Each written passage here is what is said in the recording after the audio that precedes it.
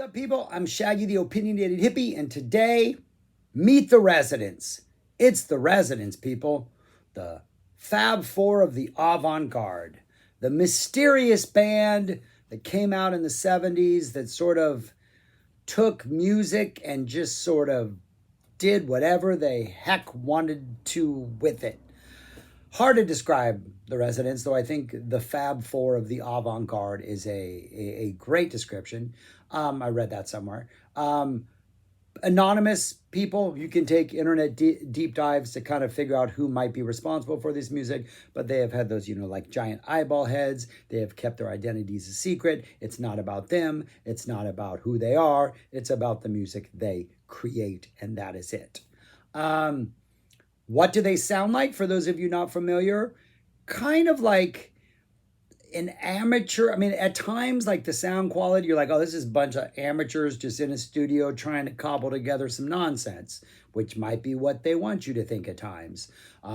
Definite early Mothers vibes, like live 60s Mothers of Invention type chaos vibes.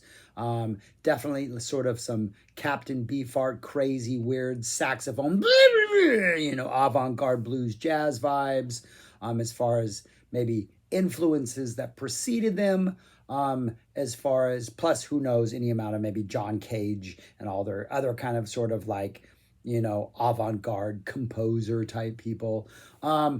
After them, a band that was 100% influenced by them, Primus, not necessarily obviously in their funk, but a lot of Les Claypool's more cartoonish sort of character voices.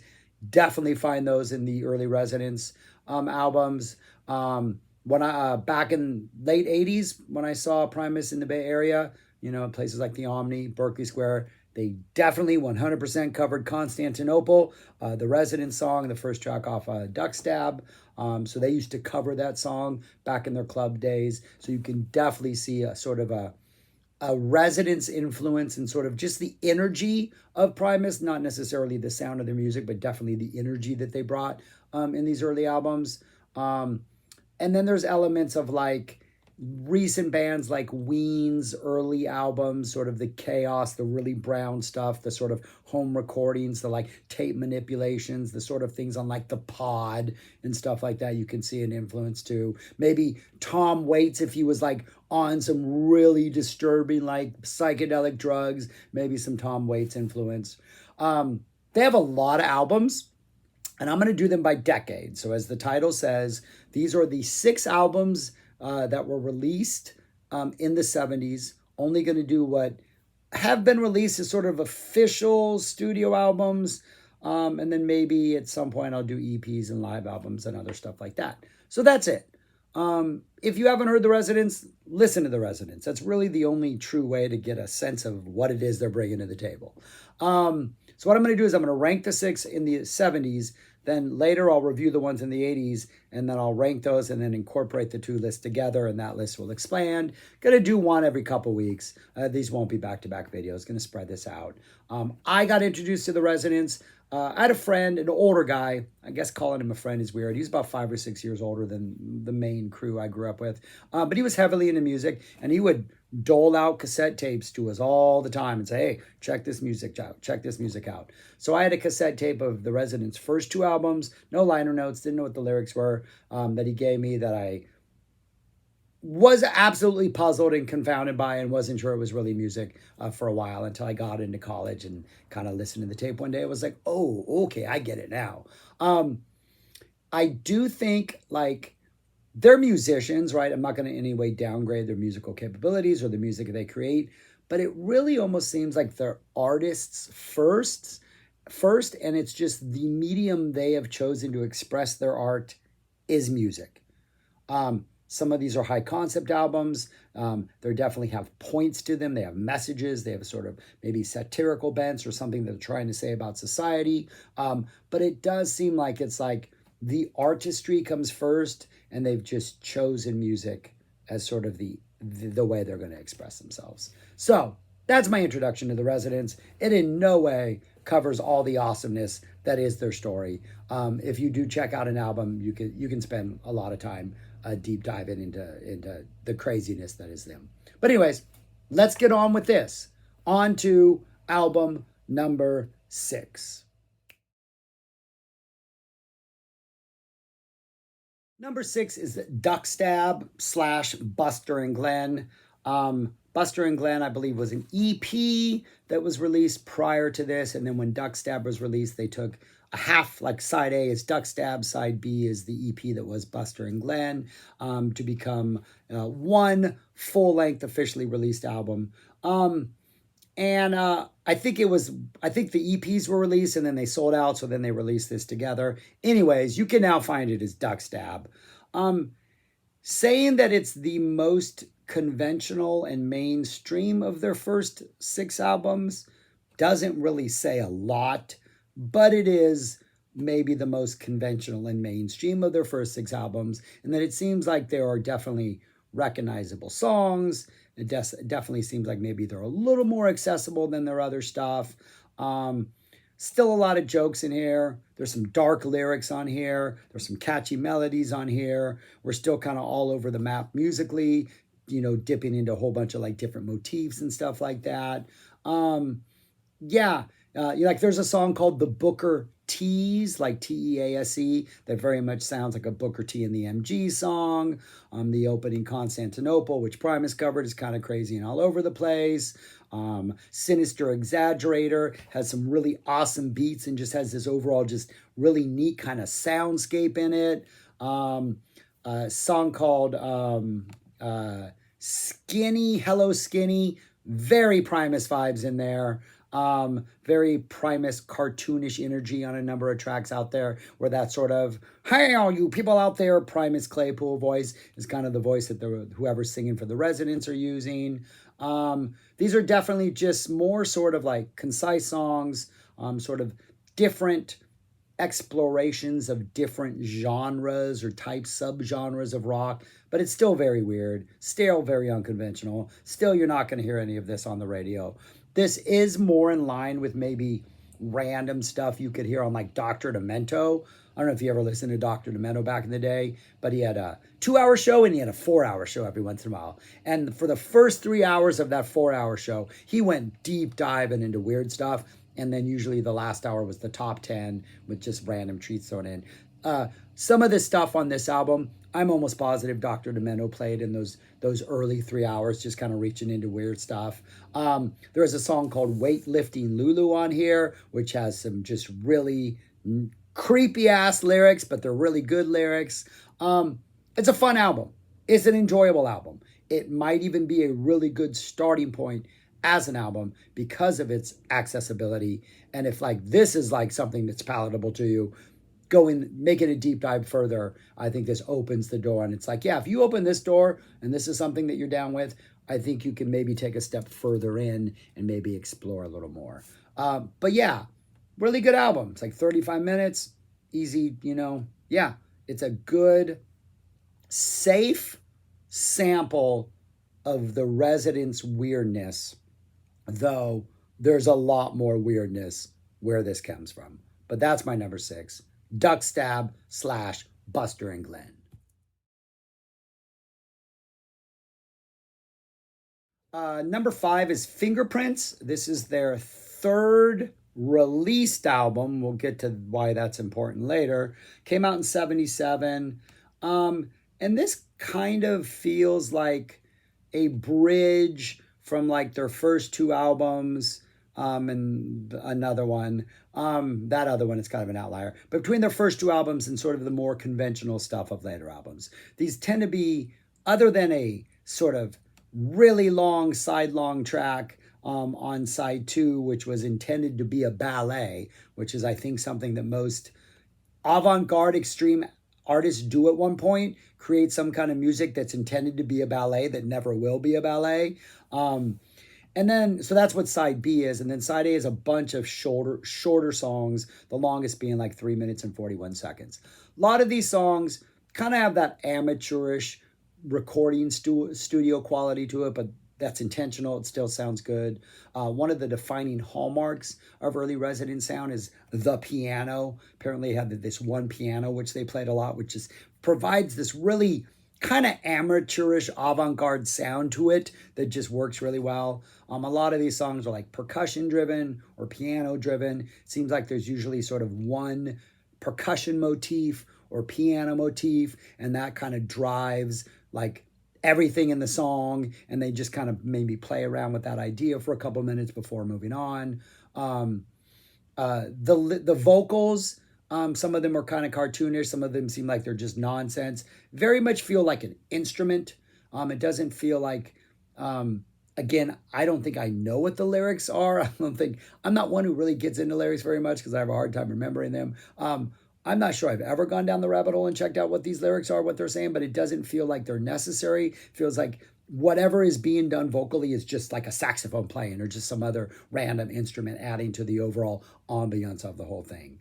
I do think it's a little more challenging than Duck Stab is, but I think it's definitely a little more accessible than some of their other stuff. But it's still weird. It's still out there.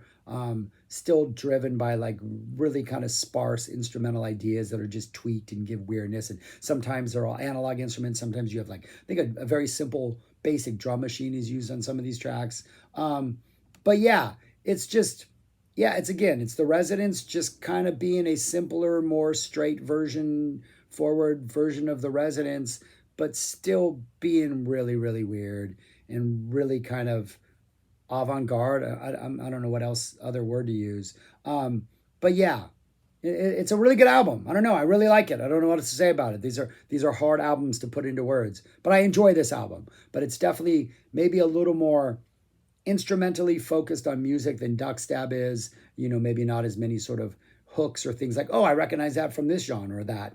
Maybe a little more operating in its own sort of musical milieu, but still a really, really good listen. And that would be my number 5, Fingerprince.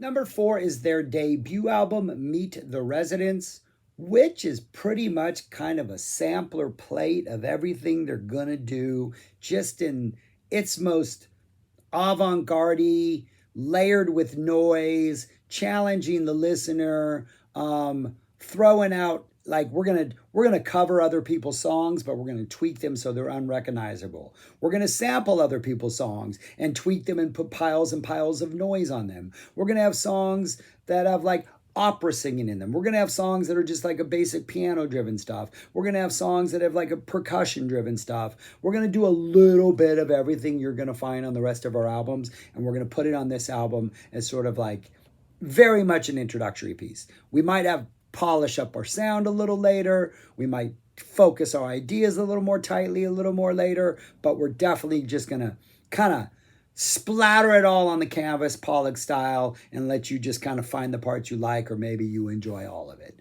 Kind of sounds like chaos, structured chaos, but it's definitely a challenging all over the map listen. Like it starts off with like a complete, like you are not going to know these boots are made for walking unless you actually know that it's a cover of These Boots Are Made for Walking. And then you get a bunch of whole other sort of really, really short songs that kind of follow one after another that kind of add up to like sort of the way that like We're Only in It for the Money, all those short tracks add up to like a side long suite of epicness, like side A, just kind of all these short songs with one, Rest Aria and Spotted Pinto Bean toward the end, which kind of have slightly more developed ideas, are taking a longer time to explore melodies or piano motifs at the end of the album. But the whole thing definitely feels like one like definitive statement.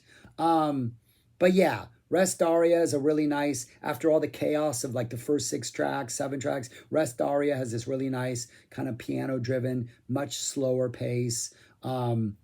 Infant Tango, kind of a little more straightforward rock energy. This is on side B, if you can call it straightforward rock energy, but it definitely like maybe they can operate in maybe a more straightforward lane. We get some horns layered on there, some definite Captain Beefheart energy seeping in, some early Mothers kind of funk with that sort of Jimmy Carl Black sort of just motoric drive to the drums. Season Greetings has some nice pianos and horns, and then you get just the horns playing at some point, a really nice psych song, and then the entire thing winds up with this really long 10-minute song called Energy, NRG, which eventually finds its way into a very, very twisted version of Land of a Thousand Dances, which is a song they would return to later on the next album, oddly enough. So it's a well-paced album, going from the short chaos of side A to having some longer, more fleshed out, but still weird ideas at the end of side A. And then side B, you get 3 songs, a 6-minute, a 5-minute, then a 10-minute that definitely develop ideas a little bit more, let instruments maybe do things for a little bit longer, maybe have more of a cohesive thread through the entirety of them to give it more of a song feel. But the overall effect, I think, is pretty exhilarating and still pretty challenging and pretty much like, yeah, this band is just, they don't care about anything but just doing what they're doing. Yeah, it's great. It's brilliant. It's like all over the place. Like there are so many things you're like, oh, I recognize that. That's like early 50s rock, or that's like some weird jazz, or there's so many things in here. And it literally, like, this is the one band where like all of their music knowledge is put into a blender, and then they just kind of pour that blender out, and it comes out in all these weird, crazy, convoluted forms. And sometimes they don't blend it as much. Sometimes they maybe only blend it once, and you get these longer songs where like maybe the ideas are more obvious. But then a lot of times, like the first side of this, it's blended until it's just like a puree, and you have all these different sort of subgenres mixed in, and they're overlapping each other and canceling each other out, and it's just a fascinating listen, which is crazy because here you're essentially just like kind of genre identifying and seeing like what are they trying to play off here, but then you get to the next album and they take this idea to a whole other level.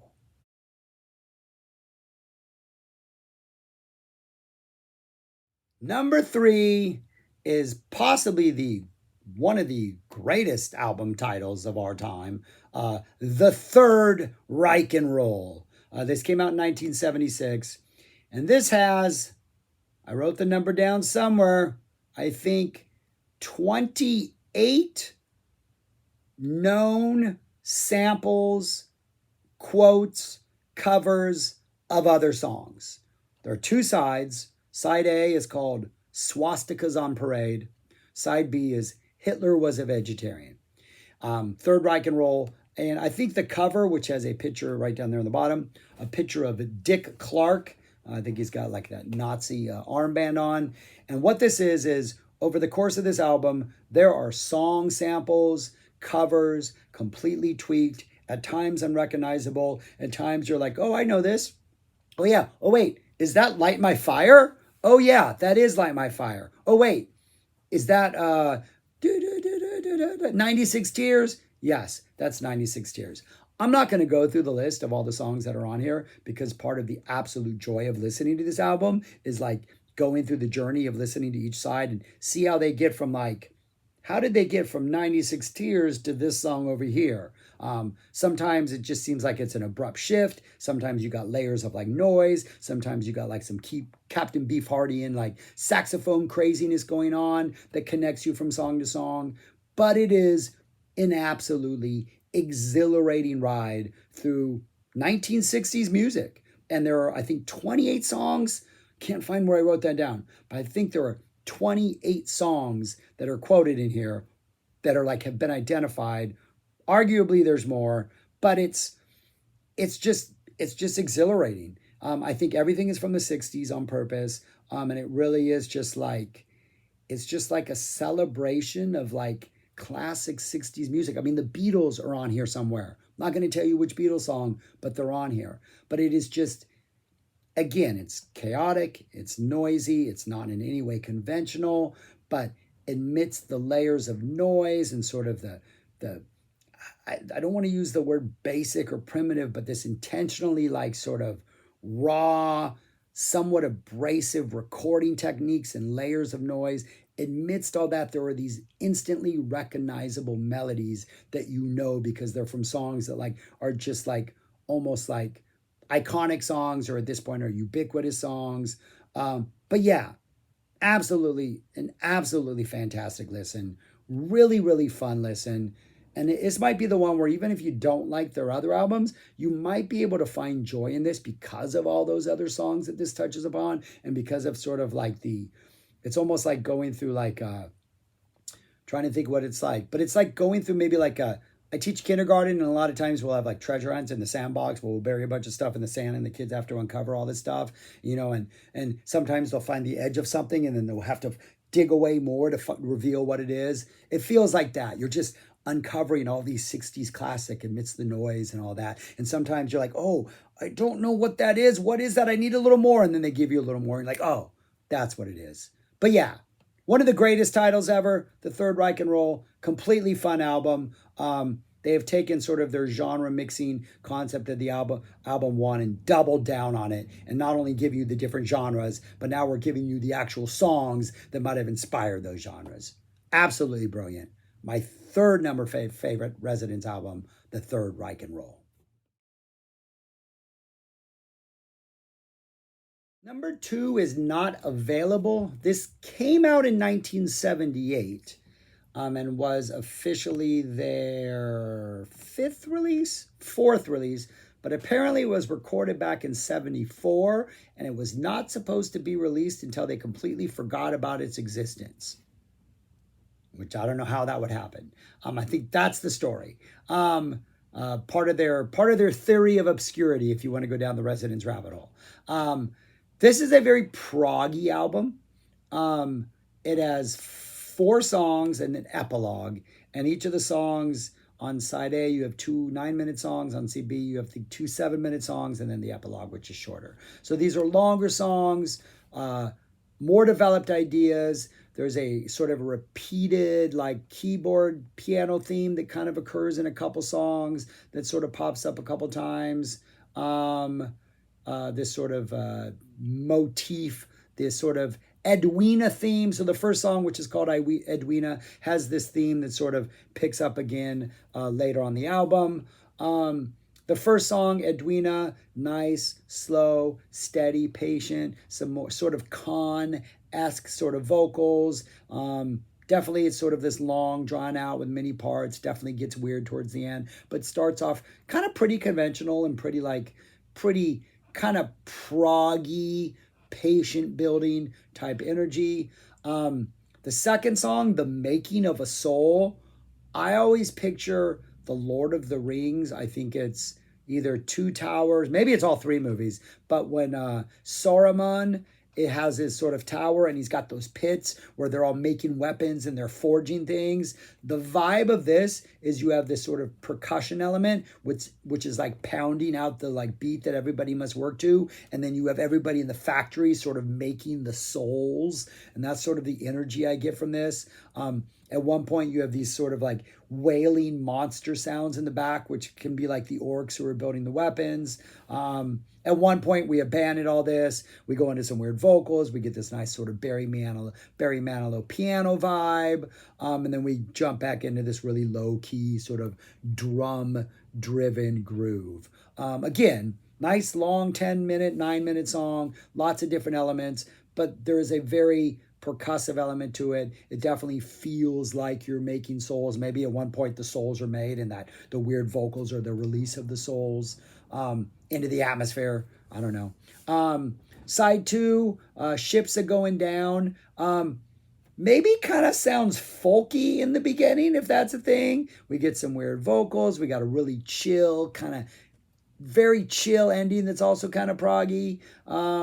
Nice little journey over the course of its 7 minutes. Part 4, Never Known Questions. It's very smooth proggy. Again, good intro. There's this sort of percussive or maybe keyboard like telegraph motif that seems to appear that feels like somebody's like sending out a telegraph, like maybe these questions are being answered through a telegraph.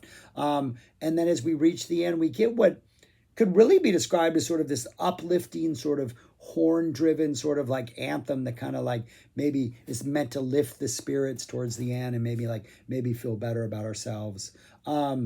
And then, yeah, then we get the epilogue. And that opening, there's a theme that's, I think, Edwina, it's not the principal theme, but the secondary theme that kind of drives the middle third of Edwina gets repeated in, I think it's Ships Are Going Down, before we get to the weird ending. So the album has a very cohesive feel. The songs feel like they all belong in the same album. It's definitely one of their more proggy developed. Kind of doesn't even sound like their other albums. And I do think that maybe, I think there are things that you can like connect to their first three releases, but I think if a completely other band had released this album, I'm not sure anybody would ever question that it was The Residents. It really does sound, I think, a lot different than their first three releases, but it was recorded either in 74, which is when their first album came out. So I think it was maybe recorded right after that or maybe before that or at the same time. And it just, they realized it didn't fit the same album and they didn't release it at the same time. Those answers are probably out there. I don't know those answers. I've never done a really, really deep dive into like all of the mysteries of The Residents. So I know there are fans out there because they've commented in previous videos that they wanted me to tackle this stuff. And I was a little intimidated because I'm not familiar with their history, but I love their music. So you can share any of the mysteries of The Residents in the comments. Please do so. But my second favorite from the 70s, not available. And my number one favorite Residents album from the 70s is Eskimo. Came out in 1979. And this, there's a concept to this, and apparently it's sort of an ethnographical, ethnological, ethnography, a musical ethnography of the Inuit people. It's called Eskimo because it's supposedly a pointed, barbed criticism, attack, derision of people who sort of take the Inuit culture and exploit it for their own purposes. Frank Zappa could very much be at the barbed end of this critique because of something like Don't Eat the Yellow Snow. In fact, there's even a moment on one of these songs where you have this very sort of Arctic wind sound that just kind of exists by itself for a while that sounds like at any moment we could get a doon doon doo doo doom boom boom boom drop right into it, which I think had to be intentional. I think there's maybe a criticism of something that Frank did, and it's interesting because it sounds like it really could be based on like actual music that Inuits played, or it could be based on actual Inuit like mythology or something. But apparently, from my understanding, is like there are lyrics which are definitely just nonsense lyrics. I think there's even lyrics that are like tweaked enough, but they're based on like Madison Avenue like slogans like that, and those are inserted into some of the vocal nonsense. A couple of the songs have these extensive backstories that are in the lyrics. Like one of the tracks is called it's about death. What is it? The Festival of Death, and there's a whole story in there about the festival. And this music very much feels like it follows sort of like it would be like if you had a film documentary of the festival. This music, this 10-minute song would go along with what we see on the screen. There's another song called A Spirit Steals a Child, which definitely feels rooted in actual Inuit sort of culture, because the school I teach at, we tell morning stories. We tell stories from all kinds of communities from around the world. And there is the stories from Inuits where they have stories about monsters who live in the sea that would kidnap children because they didn't want their children going near the sea because it's obviously dangerous. Just like we have fairy tales to scare us out of the woods and stuff like that. And so I think for something like A Spirit Steals a Child, I think it's very much rooted in actual Inuit mythology, but the residents have taken those real ideas and tweaked them for the purposes of this.